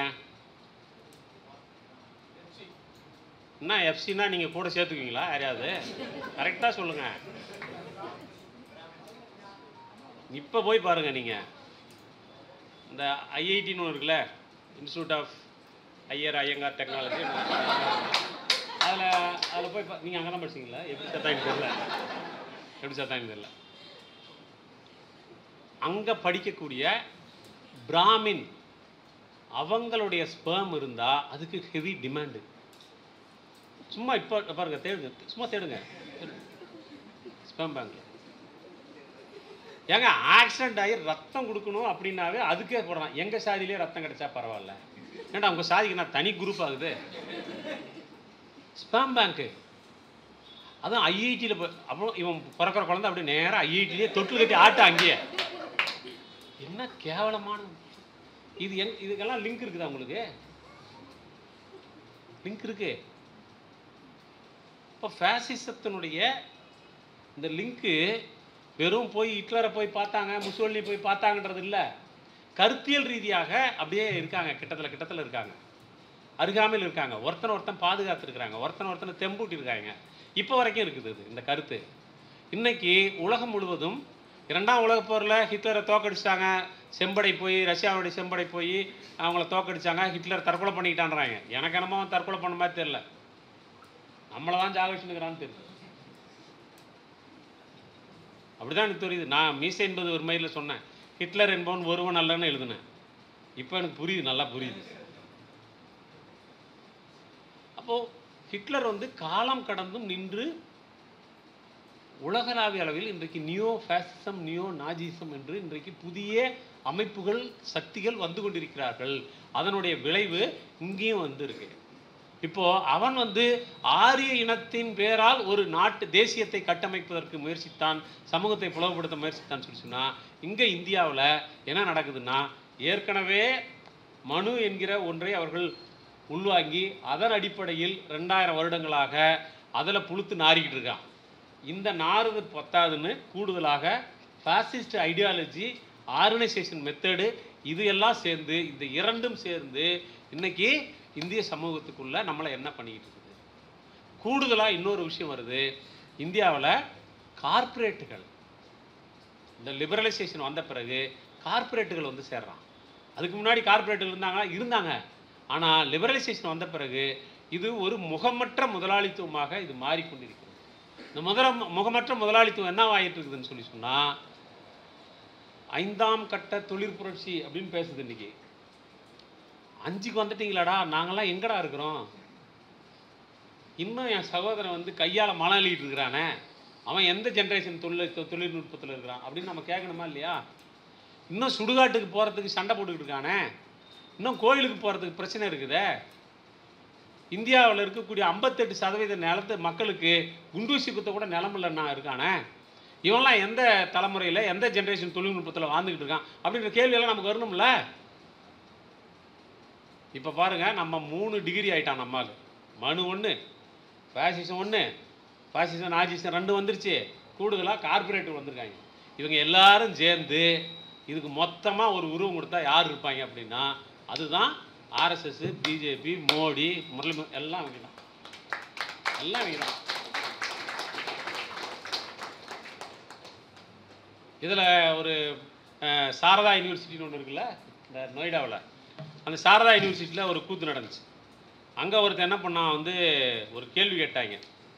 அந்த கேள்வியில் என்ன கேட்டாங்கன்னா, ஃபேசிஸ்ட்டுக்கும் நாஜிஸ்ட்டுக்கும் இப்போ இருக்கிற ரைட் விங்க்கும் ஏதாவது தொடர்பு இருக்கதா நினைக்கிறீங்களா? இருந்தால் விவரித்து எழுதுன்னு ஒரு கேள்வி கேட்டாங்க. கொஞ்சம் தைரியமான யாரோ ஒருத்தர் இருந்திருப்பான் போல் தெரியுது. அவ்வளோதான், கொந்தளிச்சாங்க இவங்க. கொந்தளிச்சு அது எப்படி எங்களை ஃபேசிஸ்ட்டுகள் நாஜிஸ்களோடலாம் சேர்க்கலாம் அப்படின்ட்டான். கேட்ட உடனே அவளை கொந்தளிச்சாங்க. நான் என்ன புரிஞ்சுக்கிறேன்னா, ஏண்டா எங்களை பார்த்தா அவன் காப்பி அடித்தான், நாங்கள் அவனை பார்த்து காப்பி அடித்தா எப்படி இழிவாக சொல்லிட்டோன்னு கோச்சிட்டானா என்னன்னு தெரில. அப்படி தான் நான் புரிஞ்சுக்கிறேன். அதுக்கப்புறம் பார்த்தீங்கன்னா, இந்த மனுஸ்மிருதியை பற்றி பல பேர் பல விதமாக சொல்லிக்கிட்டு இருக்காங்க. அதில் இவன் ஒருத்தன் இருக்கான் வந்து, அவன் பேர் என்ன, பழிவாள்னு அவர் ஒரு ப்ரொஃபஸர். அவன் வந்து மனுஸ்மிருதியும் அம்பேத்கர்னு ஒரு புத்தகம் எழுதியிருக்கான். அதை எழுதுறதுக்கு அவன் சொன்ன நோக்கம், மனுஸ்மிருதி பற்றி குழப்பம் அடைபவர்களுக்காக நம்மளை தான் சொல்கிறான். அது தற்போதைய சாதி அமைப்பு, மேல்தட்டு வர்க்கம் மற்றும் தீண்டாமையை ஆதரிப்பதாக கருதுவர்களுக்காக, அதுவும் நம்ம தான். இந்த புத்தகம் எழுதப்பட்டுள்ளது. நமக்கெல்லாம் விளக்கம் சொல்கிறதாக எழுதியிருக்கான். கூடுதலாக என்ன சொல்கிறான், மனு சூத்திரர்களையும் பெண்களையும் எதிர்த்தவர், பிராமணியத்தை ஆதரிப்பவர் என்ற குழப்பத்தை நீக்குவதே புத்தகத்தின் 2வது நோக்கம். முடிச்சா 3வது நோக்கம் சொல்கிறான், நவீன கால சமூக சீர்திருத்தவாதியும் தலித் தலைவருமான டாக்டர் தலித் தலைவருமான, அவர் உலக தலைவர் நீங்கள் சொல்லிக்கிட்டு இருக்கீங்க, எல்லாருக்குமான தலைவர்னு ஒருத்தன் புத்தகம் போடுறான், அதில் படிக்காமே வந்து பேசிகிட்டு இருக்கான் பாருங்க.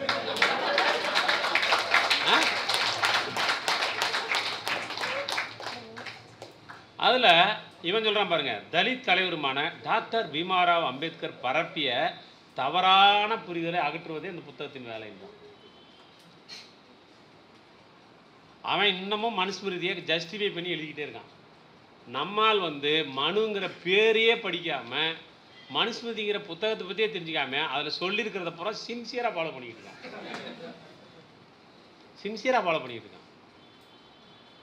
இந்த மனு தான் பாசிசத்துக்கான நம்முடைய மன தகவமைப்புக்கு தோதாக நம்முடைய மனதை கட்டமைக்கிறதுல, தகவமைக்கிறதுல மனுவுக்கு ஒரு பெரிய ரோல் இருக்குது. அது மேலே தான் இன்றைக்கு இருக்கக்கூடிய வலதுசாரி தேசியவாதம் நம்ம மீது கட்டமைக்கப்படுகிறது. தேசிய பெருமிதம் நம்ம மீது கட்டமைக்கப்படுகிறது. இன்றைக்கு சொல்லக்கூடிய இந்த இந்துத்துவா என்பது, அவங்க சொல்லக்கூடிய விஷயம் என்ன அப்படின்னா, இந்தியா என்பது உலகத்திற்கே வழிகாட்டி விஸ்வகுரு. பார்த்தா விஸ்வகுரு மாதிரி தான் இருக்காங்க. இந்த விஸ்வகுரு நம்ம தான். இந்த விஸ்வகுருவாக உலகத்திற்கே அறிவு சொல்லும் வழிகாட்டியாக இருந்த நம்மை இஸ்லாமியர்கள் குறுக்கீடு செய்து 800 ஆண்டு காலம் நம்முடைய பெருமையை சிதைத்து விட்டார்கள். சிதைக்கப்பட்ட அந்த பெருமையை மீட்பதற்காக நாம் மோடி தலைமையில் 3வது முறையாக ஆட்சி அமைக்கிறோம். அப்படிதானே? இதுதான் அவங்க சொல்கிறாங்க. இப்போ இவர்கள் கட்டமைக்க விரும்புவது என்பது, இவர்கள் சொல்வதைப் போல இந்தியா பழம்பெருமை மிக்க நாடும் இல்லை, இவர்கள் சொல்வதைப் போல அது இந்து நாடுவாகவும் இருந்ததில்லை.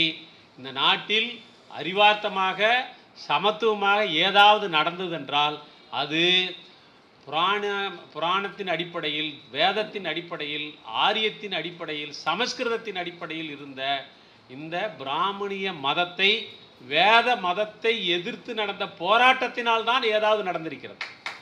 இவங்களால எதுவும் நடக்கல. நிர்மலா சீதாராமன் தான் சொன்னது.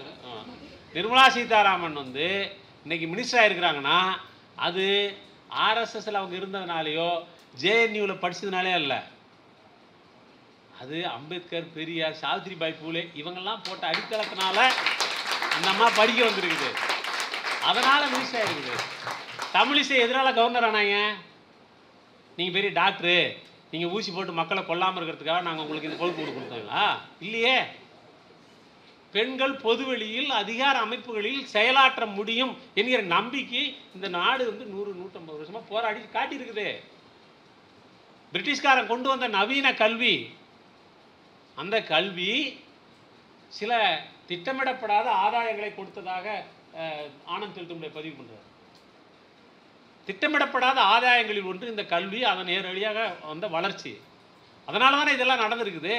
ஆனால் இவன் என்ன சொல்றான்னா, இந்தியா பழமைக்கு திரும்ப வேண்டும், பாரம்பரியத்துக்கு திரும்ப வேண்டும் சொல்லி சொன்னால், ஹிட்லர் பேசின அதே இடத்துக்கு நம்மளை கூட்டு போகிறாங்கன்னு அர்த்தம். முசோலினி பேசின அதே இடத்துக்கு கூட்டு போகிறாங்கன்னு அர்த்தம். இதில் பெண்களுக்கு என்ன ரோலு? இவங்க சொல்லக்கூடிய இந்துத்துவ அடிப்படையிலான இடத்துல பெண்களுக்கு என்ன வேலை? ஆர்எஸ்எஸ்னுடைய தலைவர் மோகன் பகத், இப்போ நீங்கள் நெட்டில் தேடுங்க, அவர் என்ன சொல்கிறாரு? என்ன இருந்தாலும் பெண்கள் குடும்பத்தை நடத்துவதற்கு தான் தகுதியானவர். பெண்கள் 4 குழந்தைகளை பெற்றுக்கொள்ள வேண்டும். 1-2லாம் கிடையாது, 4 பேர் பெற்றுக்கணும். பெற்றுக்கிட்டு உங்களுக்கு 1 வச்சுக்கிட்டு நாட்டுக்கு 3 கொடுத்துருங்க. ஹிட்லர் இதுதானடா சொன்னான். இவங்க ஐடியாலாம் எங்கேருந்து வருதுன்னு பார்த்தீங்களா? அப்போ நீங்கள் படிச்சிருக்கிறீங்க, வேலைக்கு வந்துருக்கிறீங்க, கூட்டம் நடத்துகிறீங்க, இதெல்லாம் பார்த்தா சும்மா இருப்பானா? காண்டாயி தானே கேட்குறான். என்ன சொல்கிறான்? நீங்கள் 4 குழந்தைய பெற்றுக்கணும், 4 குழந்தைய பெற்றாதான் நாட்டில் பாப்புலேஷன் கண்ட்ரோல். இந்த பாப்புலேஷன் கண்ட்ரோல் யாரை கண்ட்ரோல் பண்ணுறது? உங்களை கண்ட்ரோல் பண்ணுறல, அவனை கண்ட்ரோல் பண்ணணுன்னா நீ அதிகமாக பெற்றுக்கணும். நாம் இருவர், அவன் சொல்கிறான், நாம் இருவர் நமக்கு இருவர்னு இருக்காதீங்க. ஏன்னா அவங்க 5 பேர், 5 × 5 25 அப்படின்றான். இப்போ பர்த் கண்ட்ரோல், பாப்புலேஷன் கண்ட்ரோல், இது எல்லாத்துலேயுமே தலைவரான். நீங்கள் எத்தனை குழந்தை பெற்றுக்கணும்? நீங்கள் படிச்சிருப்பீங்க, இருந்தாலும் ஞாபகப்படுத்துகிறேன். எப்படி அவன் லெபனிஸ்மான்னு சொல்லி ஒரு திட்டத்தை வச்சு குழந்தை பெற்றானோ, அதே மாதிரி இங்கே ஒரு திட்டத்தை இப்போ இன்ட்ரோடியூஸ் பண்ணியிருக்காங்க. நானே சொல்லி கொடுத்து ஐடியா கொடுத்த மாதிரி ஆயிருமோ? சரி, உத்தம சந்தான திட்டம்னு ஒன்று வந்திருக்குது. இந்த உத்தம சந்தான திட்டம் என்ன அப்படின்னா, உங்கள் குழந்தை நோய் நொடி இல்லாமல் வெள்ள வெளியேறு என்று பாட்டசாட்டமாக எந்த குறைபாடும் இல்லாமல் அறிவோடு, அதுக்கெல்லாம் என்ன வச்சுருக்காங்கன்னு தெரியல, பிறக்க வேண்டுமென்றால் அதற்கு நாங்கள் சொல்லும்படி குழந்தை பெற்றுக்கொள்ளுங்கள். எங்ககிட்ட வாங்க, நாங்கள் உங்களுக்கு நல்லா அதே மாதிரி ஐஎஸ்ஐ முத்திரையோட ஒரு குழந்தையை பெற்று தரோம். அதுக்கு பேர் உத்தம சந்தானம், குறைபாடு இல்லாத சந்ததியை உருவாக்குவது. புரியுதா உங்களுக்கு? லிங்க் எங்கே இருக்குன்னு?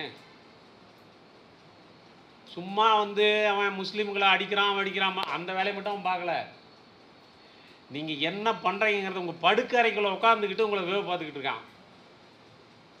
உங்கள் சமையல் கட்டில் உட்காந்துருக்கான், உன் சட்டியை திறந்து பார்க்குறான்ல, உன் சட்டிக்குள்ளே என்ன வேகுது. அக்லக்கோட வீட்டில் என்ன பண்ணான் போய், அவரோட சட்டியில் வெந்துக்கிட்டு இருக்கிறது ஆட்டுக்கறியா மாட்டுக்கறியா தானே பார்த்தான். உங்கள் சட்டியை திறந்து பார்க்குறான். உங்கள் பெட்ரூம்குள்ளே உட்காந்துருக்கான். நீங்கள் எப்போ நீங்கள் உங்களுடைய இல்லற வாழ்க்கையை நீங்கள் எப்படி நடத்த வேண்டும் என்று தீர்மானிக்கிறான். எத்தனை குழந்தையை பெற்றுக்கணும்னு சொல்கிறான். என்ன உடுத்தணும் இல்லையா? ஜனாதிபதியே ஆனாலையும் பிரதிபா பட்டேல் எப்படி வராங்க? இப்படி தான் வராங்க. திரௌபதி முர்மு பார்லிமெண்ட் பில்டிங் திறப்புலாவுக்கு போனாங்களா? போகல. ஏன்? ஒன்று பெண்ணு, இன்னொன்று பழங்குடி, இன்னொன்று விதவை, வனவாசி. இப்போ எவ்வளோ சூட்சமாக வேலை நடந்துக்கிட்டு இருக்குது. இப்போ இந்த திட்டத்துக்குள்ளே நம்மெல்லாம் வெள்ளலியாக யாராக இருக்க போகிறோன்றது ரொம்ப பெரிய கேள்வி. ஆனால் இதெல்லாம் சொன்ன உடனே நம்ம தோழர்கள் சொல்லுவாங்க, ஆனானப்பட்ட ஹிட்லரையே தோக்கடிச்சுவாங்க, நம்ம வரலாறு நமக்கு பாடம் சொல்லி கொடுத்துருக்கிறது அப்படின்னுவாங்க. பாடம் உங்களுக்கு மட்டுமா சொல்லிப்பான், அவங்க கற்றுக்க மாட்டானா?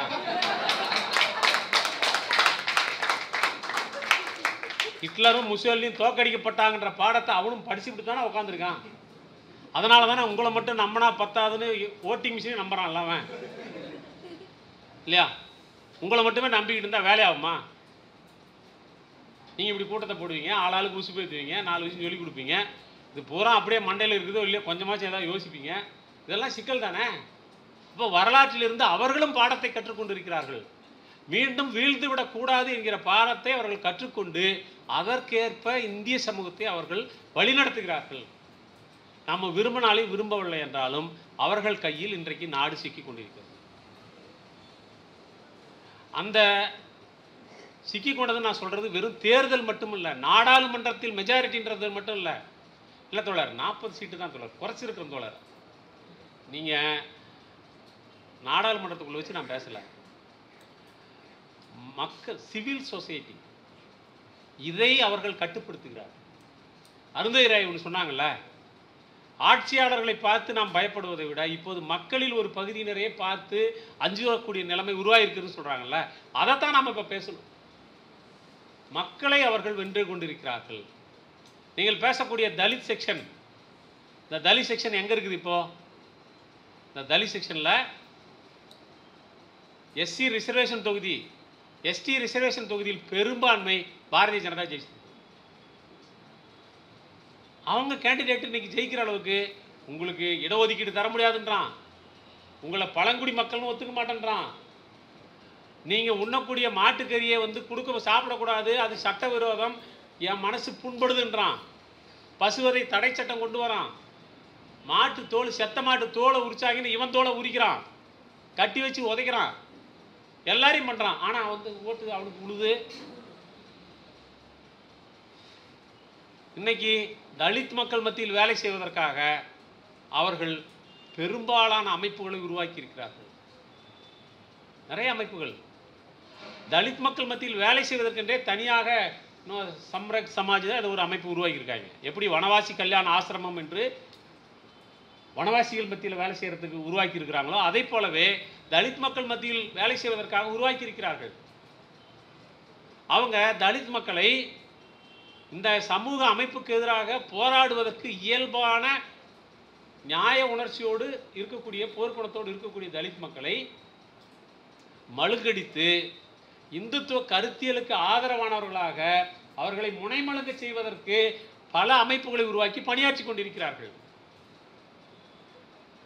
தலித்துகளிடம் இன்றைக்கு அவங்களுடைய முழு கவனம் தான் இருக்குது. அதுக்காக தான் தலித்துகளை வென்றெடுக்க வேண்டுமானால் என்ன செய்ய வேண்டும்? அம்பேத்கரை தூக்கிட்டு போகணும். அம்பேத்கரை எப்படி தூக்கணும் அப்படின்னா, அம்பேத்கரை சும்மா நம்ம கொந்தளிக்கிறதெல்லாம் எங்கே நினச்சிக்கிட்டு இருக்கிறோம்? அம்பேத்கருக்கு காவி பெயிண்ட் அடிச்சாங்கிறது தான் கொந்தளிச்சிக்கிட்டு இருக்கோம். அம்பேத்கரை அவர்கள் பெரிய கமோடிட்டின்னு சொன்னார். உண்மையில் அவர் கமோடிட்டி மட்டுமல்ல, அவர் கிரௌட் புல்லராக இருக்கார், ஓட் புல்லராக இருக்கார்.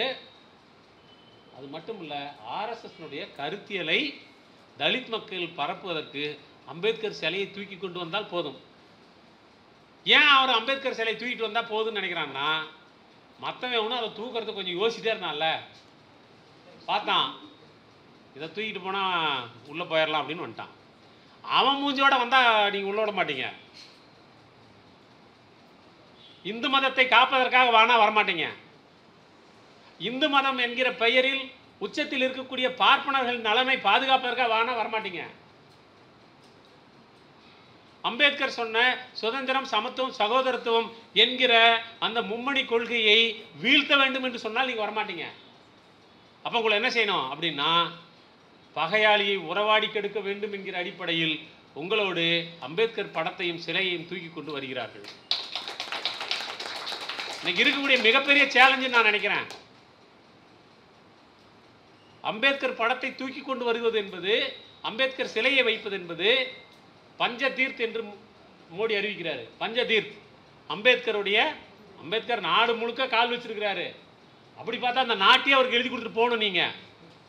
ஆனால் என்ன சொல்கிறான் வந்து, அம்பேத்கர் பிறந்த இடம், அம்பேத்கர் வந்து லண்டனில் தங்கின இடம், அவர் படித்த இடம், என்னமோ அந்த அவர் புதையுண்ட இடம், அவர் வந்து இது நாக்பூரில் அவர் வந்து தீட்சை வாங்கின இடம், இதை எல்லாத்தையும் சொல்லி பஞ்சதீர்த் என்று அந்த இடங்களை குறித்து நாடு முழுக்க இன்னைக்கு பிரச்சாரம் பண்ணுறான். இது எல்லாம் அம்பேத்கரை ஒரு தலைவராக, ஒரு அறிவாளியாக, ஒரு படிப்பாளியாக, ஒரு மேதையாக, சாதியத்துக்கு எதிரானவராக நீங்கள் சொல்லி கொண்டிருக்கக்கூடிய இதே காலகட்டத்தில் இவை எல்லாவற்றுக்கும் எதிரான ஒரு அம்பேத்கராக அவர்கள் இன்னைக்கு வந்து மாற்றிக்கொண்டிருக்கிறார்கள். இந்த ஆபத்து நாட்டின் 5இல் 1 பகுதியினராக இருக்கக்கூடிய தலித் மக்களை நம் கண் முன்னாலேயே அவர்கள் களவாடி கொண்டிருக்கிறார்கள் என்பதை கவனம் தேவை. கிட்டத்தட்ட 17லிருந்து 20 கோடி பேர் தலித்துகளுடைய எண்ணிக்கை. ஆனந்த் தலித்துடைய ஒரு கணக்கில் சொல்றாரு, இது உலகின் 65 நாடுகளின் மக்கள் தொகையை விட அதிகமான எண்ணிக்கைன்றார். இந்தியாவில் இருக்கக்கூடிய தலித்துகளுடைய எண்ணிக்கை உலகின் 65 நாடுகளின் மக்கள் தொகையை விட அதிகன்றாரு. இவ்வளவு பெரிய எண்ணிக்கையில் இருப்பவர்களை ஒருவன் களவாடுவதற்கு அனுமதித்து விட்டு உள்ஒதுக்கீடுல எப்படிங்க அப்படின்னு இதுவா இப்ப பேச்சு? அருந்ததியர்களை வந்து நீங்க அவங்கள தலித் ஒற்றுமைன்னு சொல்றோம். தலித்தில் இருக்கக்கூடிய 76 சாதியில பல்லர், பறையர், அருந்ததியர் 4வது சாதி எதுங்கன்னா 4வது சாதி எங்க அந்த டிஎன்பிசி ஃபார்ம் இருக்குது, அதில் பார்த்தா தான் தெரியுது. 4வதாக அந்த பட்டியலில் என்ன சாதி இருக்கிறது என்கிற பெயரை கூட அறிந்து வைத்துக் கொள்ளாமல் நாம் தலித் ஒற்றுமை என்று பேசிக்கொண்டிருக்கிறோம். இயல்பாக அதில் இருக்கக்கூடிய ஒரு உட்பிரிவு வரலாற்று ரீதியாக தனக்கு கிடைத்திருக்க வேண்டிய பங்கை வேண்டும் என்று கேட்டால் அதை பெரிய அநீதியாக முன்னிறுத்தி அவர்களுக்கு எதிராக பகைமை பேசுவது, வெறுப்பை வளர்ப்பது என்பது இந்துத்துவ கருத்தியலுக்கு வளம் சேர்ப்பதாக அமையும். தலித்துகளை அவர்களிடம் நெருங்குவதற்கு பதிலாக, நெருங்க விடாமல் தடுப்பதற்கு பதிலாக அவர்களை எதிர் திசைக்கு தள்ளி விடுவதற்காக அங்கே ஒருவன் தூண்டிலோடு எல்முருகன் என்கிற பெயரில் உட்கார்ந்து கொண்டிருக்கிறான். தலித்துகளை சுற்றி வளைத்துக் கொண்டிருக்கக்கூடிய ஆபத்துகள் பொருளாதார தளத்தில் ஒரு படி என்றால், பண்பாட்டு தளத்தில் ஒரு படி என்றால், அரசியல் தளத்தில் வேறொன்று நடந்து கொண்டிருக்கிறது. சமூக ரீதியாக அவர்களை முனைமழுங்கியவர்களாக, பார்ப்பனிய கருத்தை எதிர்ப்பதற்கு எல்லா நியாயங்களோடும் இருக்கக்கூடிய ஒரு சமூகத்தை அதை ஏற்றுக்கொள்வதற்கு, ஒப்பளிப்பதற்கு, முனைமழுங்கி போக செய்வதற்கு அவர்களை அணிதிரட்டி கொண்டிருக்கிறார்கள். அந்த அணிதிரட்டலுக்கு எதிராக தலித்துகள் தங்களை தாங்களே ஒருமைப்படுத்திக் கொள்வதும், அறிவார்த்தமாக செயல்படுவதும், தத்துவ தெளிவோடு அவர்கள் தங்களுடைய எதிர்கால பணிகளை மேற்கொள்வதும் தான் இன்றைக்கு இருக்கக்கூடிய முக்கியமான சவாலாக நான் கருதுகிறேன். பார்ப்பனியம், கார்ப்பரேட்டிசம் இது ரெண்டும் சேர்ந்து ஒரு பார்ப்பரேட்டியம் என்ற ஒன்றை உருவாக்கி இருப்பதாக நான் கருதுகிறேன்.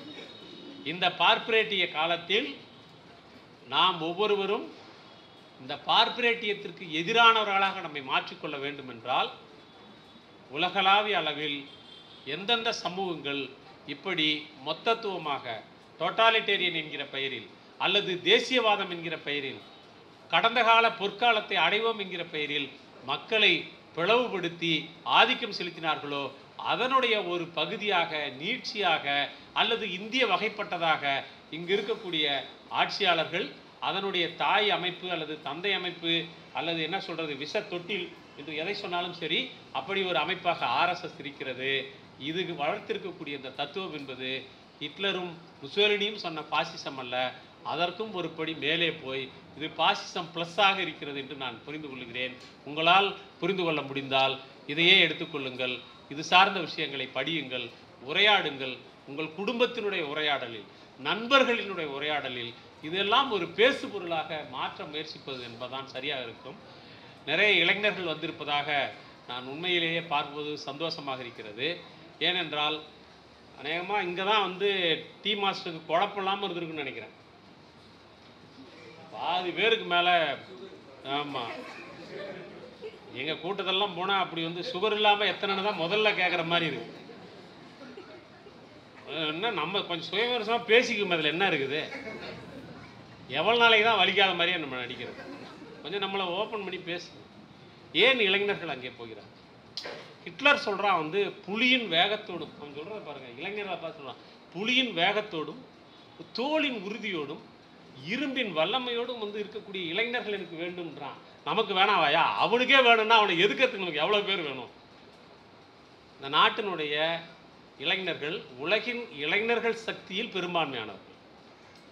இந்திய மக்கள் தொகையில் 51% மேலானவர்கள் இளையோர் என்று சொல்லக்கூடிய வகமைக்குள் வரக்கூடியவர்கள்.